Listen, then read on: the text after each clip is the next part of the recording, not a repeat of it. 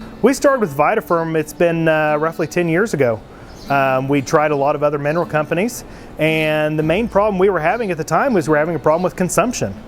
They weren't consuming it like they should be. And I'd ask the feed companies, well, what's the problem with this? What's going on? And they say, well, they only consume it when they need it. And we were having a problem with consumption at the time about 60 days before calving time. And I thought, my gosh, this is a time that they need it. And you can't tell me that they don't need mineral right now. So we got introduced to Vita Ferm at the time. Our veterinarian started handling it, and we started out with a couple young groups of cows at home. We started out on a trial basis. We said, we're just going to give it a try here.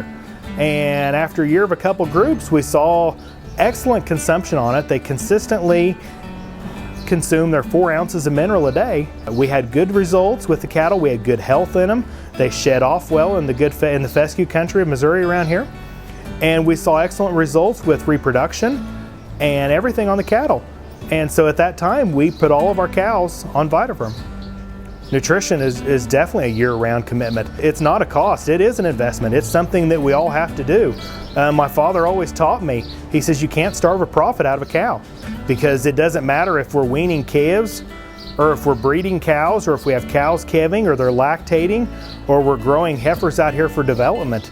If we do not have the nutrition up to par for where these cattle need to be, they're not going to perform. We do a lot of artificial insemination, and we've seen that on our cattle that we inseminate around here. We have got to have the nutrition up on them. The nutrition has to be there, the cattle have to be growing, they have to be healthy, or we're not going to get the good conception rates that we do on artificial insemination. Vita Ferm plays a critical role long term, it plays it short term, because we've got to have it here. We've got to keep the nutrition and the health up on these cattle. And if we don't, we're going to have problems.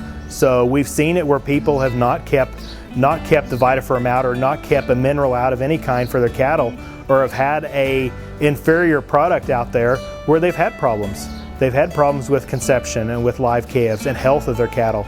So we see big benefits of Vita Ferm here, and it's something that we're going to continue for a very long time.